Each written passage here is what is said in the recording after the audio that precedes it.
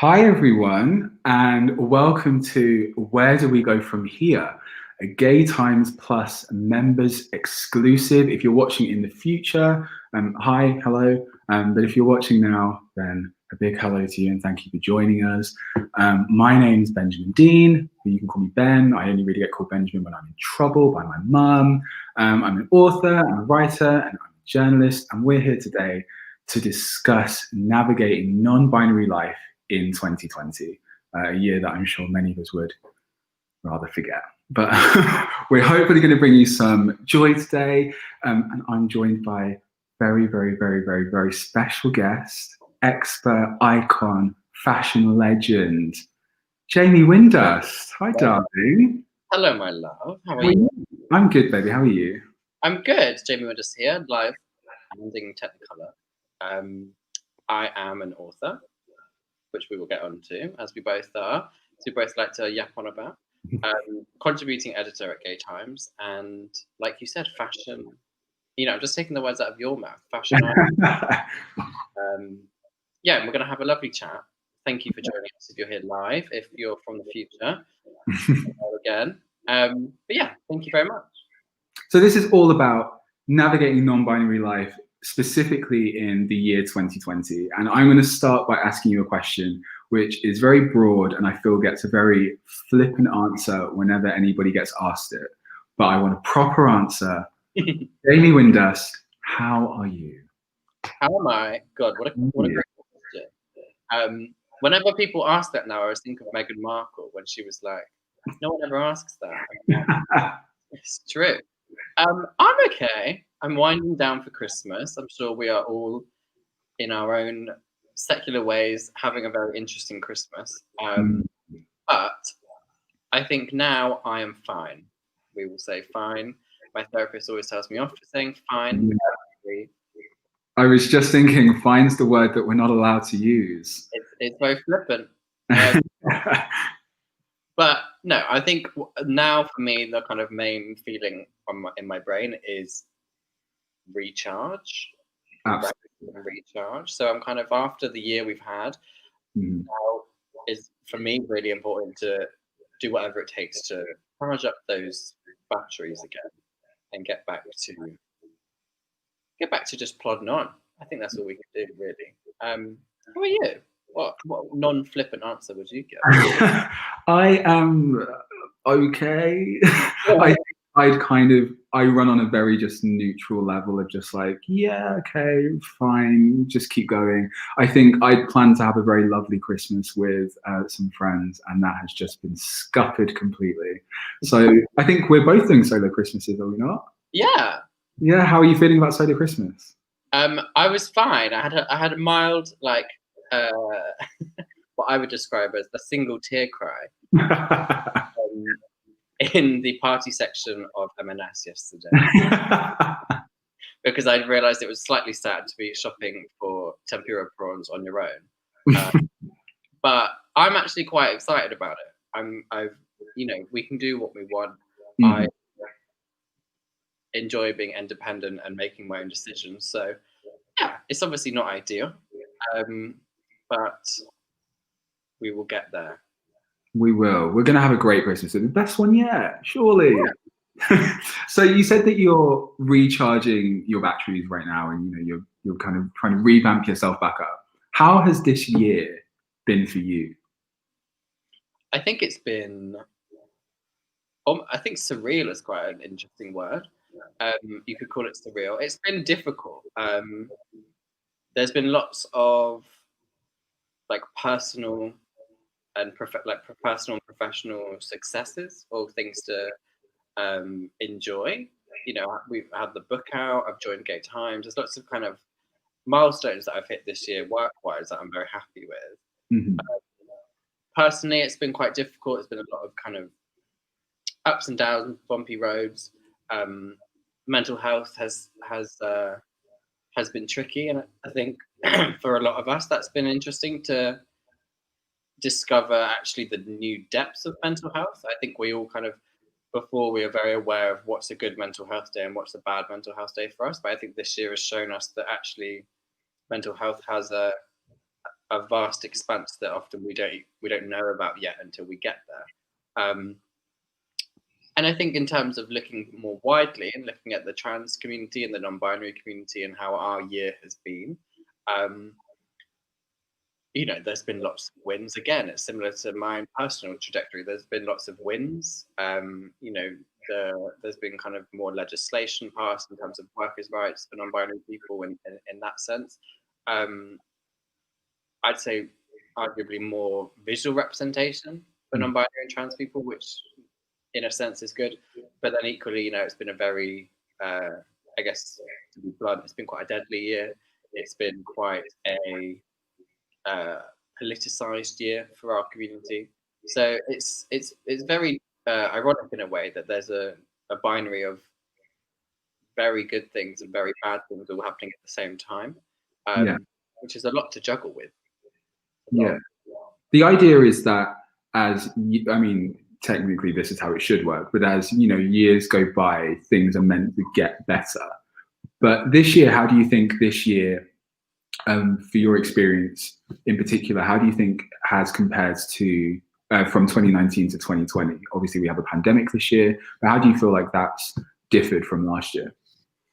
I think personally, I've had more time to sit within my identity and reflect on what it means to me. So in those very first few months of the pandemic, when we weren't going outside, I realized that actually, not just non-binary people, but everyone wasn't having to perform or code switch their gender identity in ways that we often do. So what I found was, for me, just at home, it made me think, rethink who I am, how I want to express that, how I want to use fashion and makeup to change how I look. Because in 2019, I went through a really difficult time of realizing that the public prejudice towards my expression was too much. So at the end of last year, I went for about 3 months with just completely nothing, stripped it all back. And then at the start of 2020, I started to kind of explore how I wanted to look again. So lockdown for me, a large part of that was exploring how I want to look. And it often feels a bit vacuous to say that, but for me, that's a big part of how I express my gender identity. So personally, it's been nourishing. It's been interesting. Things have changed compared to last year in a nice way. I never thought that they would change, but they have changed. And then again, looking broader as a community as a whole, 2019, we saw the beginning of groups such as the LGBT Alliance. We saw a lot more, I guess, overt media hostility to trans people. And what we've seen this year is that kind of continue and almost step up a gear and become more familiarized within the populace. So that's been difficult. But I think speaking to other non-binary people and listening to their experiences of this year, a lot of people have actually had time to connect with themselves a lot more and find out more about themselves as people, which has been nice. And we're setting a lot more boundaries. I think as things escalate and get worse with the media, we're understanding that actually to preserve our space and our mental space, we need to set more boundaries. So yeah, there's been a lot to juggle, but we're still here. Something you mentioned about the emergence of certain groups online. Obviously, this year with socializing and social contact physically with other people being kind of stripped back, and a lot of life moving online this year. Do you feel like there's been a kind of hatred has been amplified since everybody is now online and kind of with nothing to do, or do you think it's kind of the same or getting better? I think what has happened, because we have spent so much time this year online, is that things have got worse, but I think things are more amplified and things stick in your minds a lot longer when you have no other option than to be digital. If you're having a bad day social media wise, and there's a lot of take for example most Sundays, there's normally something in the Sunday tabloids about trans people. in the first 5 pages or on the front page of the Sunday broadsheets. And I always find those days really difficult to be online. But then equally, if you take yourself offline, you can feel disconnected and isolated, because at the moment that's all we can really do. So I wouldn't say that it's completely worse, but I'd say that because our reliance on it has become so strong, we have, unfortunately, at points had no choice but to just constantly see it. Which is why I think it's been good in a way to see more vocal allyship online. A lot of people kind of often, and there is a validity to this argument, but a lot of people say that that is posturing or positioning or performance, and with allyship online. But I think sometimes it's nice to see it. It breaks up the drama, as it were. You mentioned like finding particular days, particularly Sundays, being like quite a difficult time to be online, especially when stories are being written about minority communities and they're being splayed out for everybody to read. Have you been able to find that balance this year of like being able to be online and connected, but also finding time for yourself, like offline? I think, for example, like when the book came out in October, I had to spend a lot of my time online because that was the only form of promotion or exposure of the book, and I found that quite difficult because, and I'm sure we all have this in some form, is that I found that level of competitivity very difficult, and that level of kind of comparison very difficult, because when you're releasing something like that, and you like a book, and social media and the online resources are your only manner to do it, it's very difficult to not put your worth in how well it's received, which you wouldn't necessarily do if we weren't in a pandemic. So what in terms of trying to overcome that is I've tried to just realize that there are so many factors as to why people may not engage with things online. People may not do things online, and almost de-pedestaling this idea that to support something or to agree with something, you have to say it publicly and vocally. Often that, obviously there are many times where you need to do that as an ally, and there are times when you need to show support and allyship, but there are also times when you can quite happily sit there and say nothing, and that's also fine. Yeah. And more than fine, it's sometimes better. So yeah, boundaries have been really important with social media and work this year, because working from home is incredibly difficult. So yeah, it's nice actually to be able to take that into next year. Yeah. I'm going to continue this, even if we go back to some sense of normality with work and with public stuff. I will hope that a lot of us will take the boundaries and lessons we've learned this year into next. You mentioned the book, which I mean, I will be the saint here, and I will do your product placement of the book right here. In their shoes, I mean, it's such a difficult year to release a book, but such a success to be able to release a book as well, especially about something so important. How was that whole process for you, being able to release that book? It's been very interesting. I still feel like I don't really understand the literary world. In my mind, they're very 90s. You're an author, darling. You're an author, darling. So are you. And yeah, the industry is very nice. It's very kind. But it's I'm not going to say slow, but it's a long process. It's so slow. You can say that. It's bloody slow. And so, when I realized that actually this book was going to fall, the publication date was going to fall in the pandemic, when you realize that you've worked 2 years on a book, and it's, there's so much foreplanning with something like that, and then it all just kind of goes. It was very difficult, but I think I've just enjoyed the feedback from people, the online messages, the reaction to it has been lovely, and obviously there's a lot that I would have wanted to do. But in January, I'm doing a digital tour, which is going to be really fun. Oh, that's exciting. Going to like go to all the independent bookshops around the country and do chats like this. But I'm just making the most of it. Do you know what I mean? I'm happy with it. I'm still don't really believe that people read it. I find that bizarre. But yeah. How do you find the literary world? Slow, very. I mean, for me personally, I mean, I had a really quick journey from I got my agent in January, and I got my deal in April, and my book comes out in February. So yeah, it's been quick for me compared to other people. I know people who wait like 2+ years to get their book released after they've signed their deal. So I'm very, very lucky and privileged in that respect. But I've started, so it's similar to you, I've started to come to the realization that in March, when I was in like April time, when I was like, oh, like my book release isn't until February, I don't have to worry about that.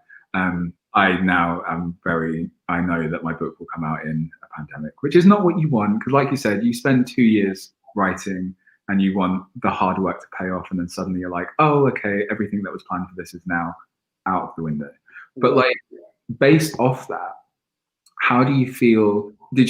How did you like manage your expectations knowing that you were going to release a book in the pandemic? Yeah, that was the phrase that all of my my agent and the publicist, you know, they constantly be like, "We just want to manage your expectations," and I'm like, maybe just don't. There's that. Because obviously it was very difficult, and I did. There were points of it where I was getting very frustrated and just kind of miffed at the fact that, like we said, we've worked so long on a project for it to just kind of not have all of the opportunities that could have been there for it. So to manage my expectations, I just kind of made sure that I made my list of expectations for myself, and I made them very manageable. So I was like, I want to see it in a shop. I can do that. I want to go and sign one, and I want to like give one away. I just want to like, you know, there's a couple of things that I was like, I just want to do this with it. Put all of the publicity stuff to one side, because I was like, that's out of my control. And also, it doesn't necessarily mean that your book's going to do well. It doesn't mean that it's successful. It just means that, you know, certain people have access to rich friends who know producers. So I was like, fine, we'll move on. But I'm very stubborn, so I'm now kind of like, I'm just going to move on. Started writing book 2, and then we'll hopefully spend the next year doing that. Obviously, your book has, you know, it talks about navigating non-binary life, and that's what this whole discussion is about. What did you want people to take away from the book when you were writing it? Yeah, the book was originally going to be called Eat, They Love, but I wasn't allowed, and it was because someone had just released Eat, Gay Love. Right. Okay. Rude. But it was actually a blessing, because we then reworked the title into this idea of what is it like to navigate, and I really like the term navigate, because it's I didn't want to write something, and I don't think I have, but I didn't want to write something that felt very pointed and felt very this is how you do it, because I don't know how to do it. There is no one way to live any life, more so a non-binary life.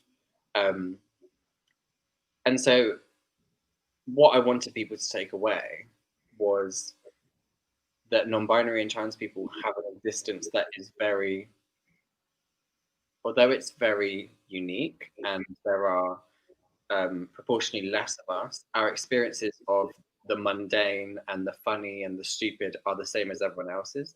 You know, I get as annoyed at people who walk slowly on the tube as everybody else. The worst people. Yeah, the worst people. I take the spins out like everyone else. I know that might come as a shock. Like, because I think there's such an image of us being othered. I wanted to be like, here's my experience, take from it what you will, but know that actually, and the feedback I've received is people of all genders, and quite a lot of predominantly kind of cis, I've had quite a lot of cis men reach out and be like, looking at the fashion chapter, being like, I've never thought of fashion like this. I've never thought of it being like a key to something, or something that is flexible. Or even think, men reaching out to me and not realizing that some of the behaviors that they exhibit were in the book that I had said were bad, and they were like apologizing. Which, I mean, fine, thanks. But I wanted people of any gender to take away a message of freedom from it, of being able to, whether you take the whole chunk or you take 1%, just to take something from it that allows you to breathe a bit more, to relax a bit more. And since the book came out, I've been fortunate enough to continue those conversations with men. I find men very interesting. And I recently did a little online show for Channel 4 where I sat down with like a cis straight man, and I was like, tell me about your life. And then he did the same, and we've realized we have so much in common. And I think those conversations are really important, because on paper I would presume that I would hate this man, just as a natural instinct. And that's been really nice to see, actually, a lot of people that I would presume would not understand what I'm talking about actually relating. So yeah, I'm happy about that. Obviously, people, I forgot that people are probably watching this, hopefully watching this. There might be some potential budding authors who are also watching, and also I feel like everybody's got important stories to tell. What would your advice be to somebody who might be watching this? And also, I mean, you've just released such a great book. Someone else who wants to do something similar, what would your advice be to them, especially during times of a pandemic when people are struggling to be creative? Yeah, I think there are kind of a couple of things that I tried to do when I was writing that put me in good stead. Was to realize that imposter syndrome is not going anywhere for a lot of us, but it's important to acknowledge that in your creative process and try and get rid of it, and try and ignore it, or put it to one side, name it something else. Because one of the biggest problems that I think creatives have as marginalized people is that we don't believe that what we're doing is good enough. I still have that now. I still have that in a lot of the stuff I do. So one piece of advice would be to acknowledge that and realize that you can do what you set out to do, and your story is important. And the other thing was I like to think I tried to do in my process is to not constantly wait for permission to do things. Especially in when the publishing industry, the literary world, it can feel like there's lots of hurdles to jump over in terms of getting an agent, getting a deal, all of these things that feel like they require permission. But if you decide that you are the only person in control of that decision to write, to share, to create, then you can relax a bit more, and you can get through your creative process easier, because you know that you are the only person in control of what you do, what you say, what you write, what you create. And that was really important for me, because I was constantly worried whilst writing, like, what are people going to think of this? Am I, is that written right? Am I,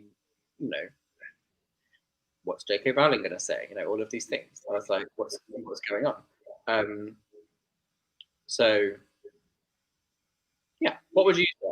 Because you wrote, because I wrote mine before 2020, and you obviously had lockdown, which had its own challenges to be creative. How did you find that writing process? Yeah, I actually spoke about it briefly on social media this week.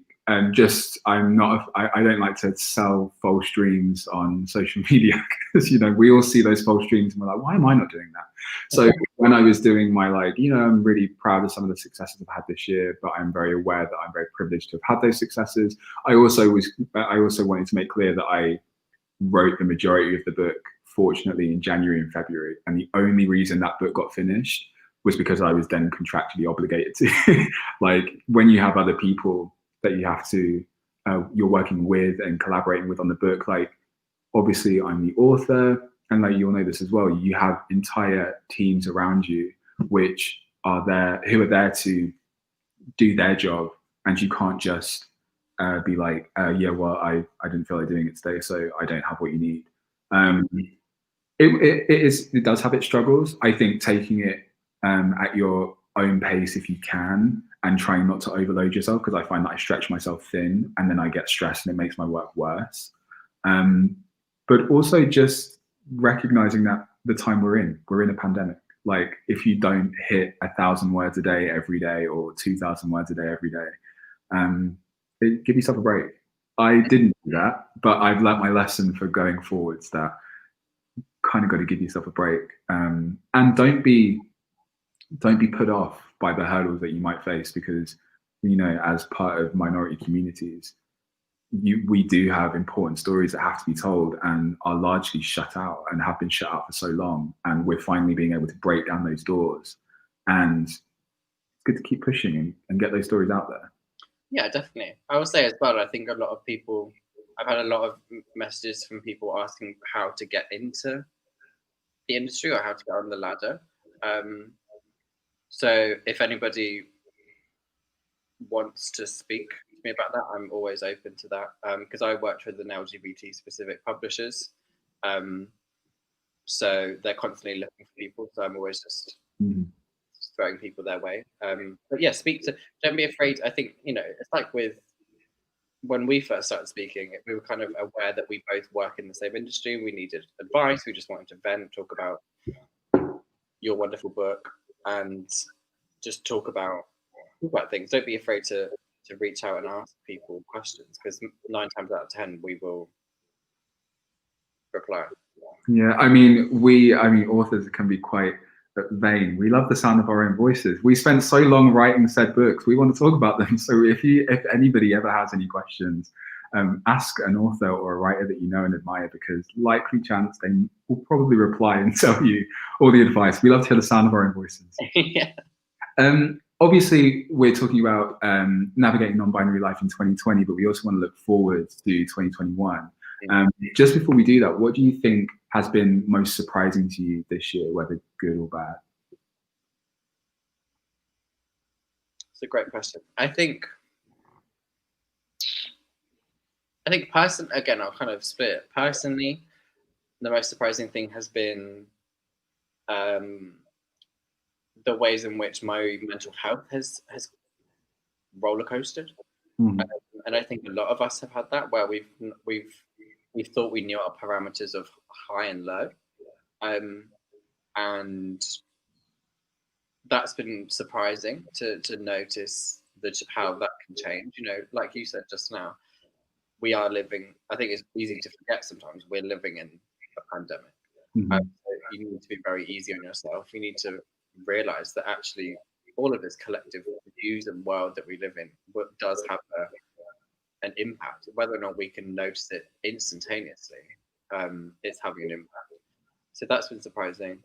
And I think also the kindness that has come out of this year has been quite surprising. It's been quite nice in a way to witness the kindness that has come out through the pandemic to lots of different people. And what I'd say, to kind of preempt your next point, is to push that into next year as well and make it unconditional. I feel like this year has almost been, we've had a lot of kindness for key workers, for NHS staff, for people on the front lines, which is obviously great. But I'd say that we shouldn't put that to bed now. As we head into next year, we should make that an unconditional requirement for the future, that we continue to be kind to people. It's not that hard. It really isn't. I mean, the way people act, you would think it is really difficult, but it really is not that hard.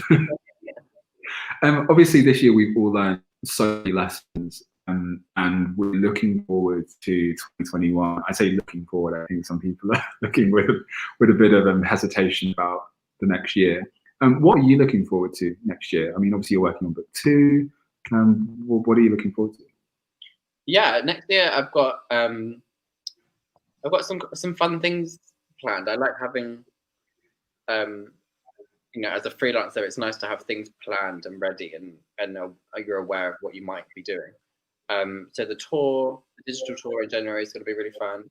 I'm returning to TEDx London in February, which is going to be really fun. We are live from Abbey Road, which is going to be hilarious. Home of One Direction. Book 2. My main focus for next year and what I want to make sure I do in my writing, and I would say to actually a lot of people who are marginalized and creative, is that I'm just excited to continue being creative, but not putting identity at the forefront of what I'm doing. There's a time and a place for that, and those times are February and June. But for me, what I want to continue to accomplish is to be able to improve, for me, my skill as a writer, and to know that it doesn't always have to be about being non-binary or being trans. So yeah, I'm excited for that. I'm excited for personal growth. I'm excited to see the community continue to flourish. Hopefully we'll have physical pride in some way. And I'm excited for your book in spring. Early spring. Just before we wind down and sign this up, for anybody who's watching now, who obviously we're in winter and we're looking around us at the situation and the environment that we're all in, and we understand that things have been tough. But what would you, not to get all eat, laugh, love, live, or whatever, but what would you say to people who are watching right now about to try and inspire them for the next 12 months? Yeah, I'd say in terms of inspiration, I think it's important to to go off what I said before, to not limit yourself in what you can do, and to not compare yourself. I think if you try and eradicate those two things, it can allow you to realize that actually what you're doing is completely brilliant. Because often those comparison and I guess regulation, feeling limited by what you think you can do, are the two biggest things for me that I found that prevent me from just continuing on. So do that, engage with people that you love, speak to people that you love, whether or not you think they're going to see it or not. Reach out to people and let them know. And don't ever minimize yourself. I think it's really important. Don't ever try and think, oh, I want to write a book, but they're not going to take this story because it's to this or to that. I think just write it. Just do what you love and write it, and then know that you will find your right place. There's always a space for everyone. I think it's important. If you go to your first publisher and they're like, no, it doesn't mean your book is bad. It just means that you need to find the right fit, and there is a fit for everyone. Yeah. What are you looking forward to? What would you say for 2021? I think you hit the nail on the head with telling people to be kinder to themselves. I think so often we're so awful to ourselves, and we would never act that way to other people. And it's actually really bad when you think about it. Some of the things that I say to myself that I would never in a million years say to other people. You just realize that you really do have to be kinder to yourself. And if you're kinder to yourself, you're going to be able to push yourself to new heights, and you're going to realize new potentials. And I just feel like that's hopefully where the next 12 months are going. I really do hope that 2021 is going to be much, much, much brighter than this year has been. But I mean, we have discussed that this year hasn't been necessarily all terrible. It's been bad in places, but it's had its good spots. Absolutely. Jamie, it's been a pleasure. An absolute pleasure. We should do this once a week, huh? grab a cuppa every week and we'll come do this. We'll just forget that everyone else is watching. Yeah, I mean, they can come if they want. He can watch his chin wag away. Yeah, lovely, thank you. If you're watching now, thank you for coming. If you're watching in the future, thank you for watching now, I guess. I don't really know how this is going to sign off. This might just all go black now. So thank you all for coming and watching us. And yeah, hopefully we'll be able to come back and see another episode of Where Do We Go From Here with Gay Times Plus. Thank you.